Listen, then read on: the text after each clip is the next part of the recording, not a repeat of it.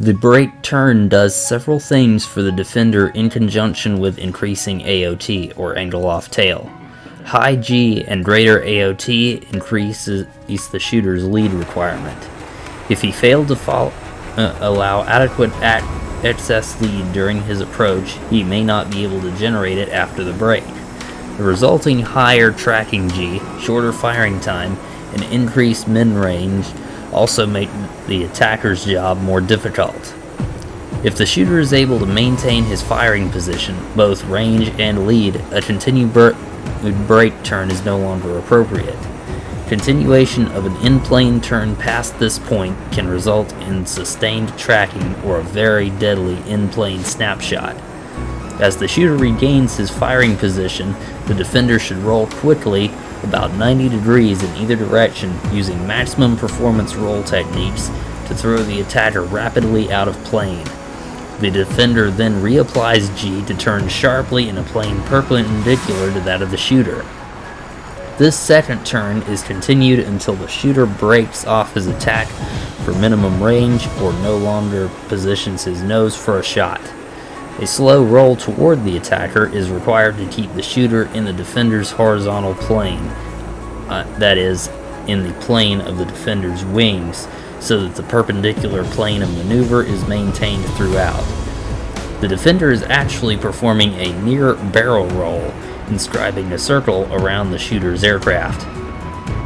The attacker's closure will generally cause him to break off the attack or overshoot the defender's flight path well before the defender completes 360 degrees of this maneuver.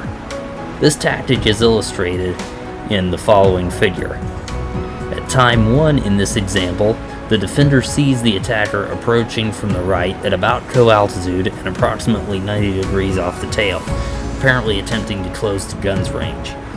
The defender quickly rolls right and breaks into the bogey in an attempt to increase angle off tail as much as possible.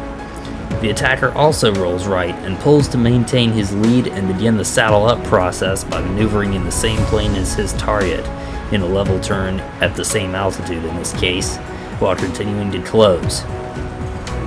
At time 2, the defender judges by the attacker's range and nose position that he is about to open fire. A continued in-plane turn past this point could be fatal, since it offers the shooter a nice steady target to track. Instead, the defender rolls further right, almost to the inverted position, and pulls down hard. After this roll, the defender will be looking at his opponent out the left side of the cockpit near the left wingtip.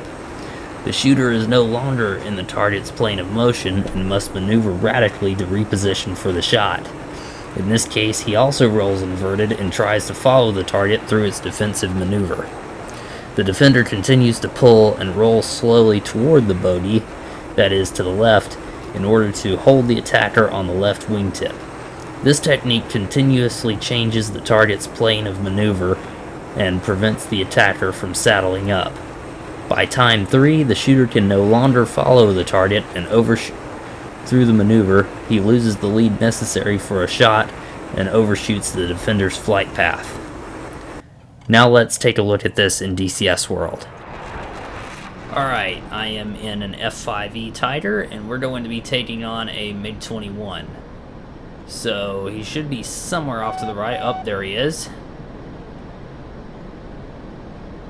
Yep, the MiG is hooking into guns range. It's time to break into him. Where'd he go? There he is.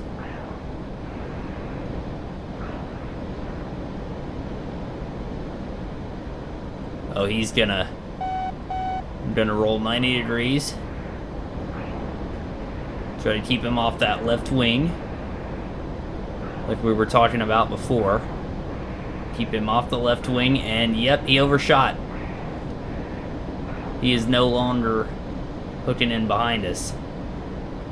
And what I really could do if I wanted to now is go one circle with him, but I'm honestly not familiar enough with the F5 to know if going one circle with a MiG-21 is the right idea or if two circle is the better option. But we have defeated his initial attempt. There he goes, crosses us again. I'm going to reverse that turn. and that put him out in front of us. So that is definitely what I should have done. But that is how to successfully counter a guns attack from the beam aspect. I hope you've enjoyed it, and I'll see you in the next video. Thanks for watching.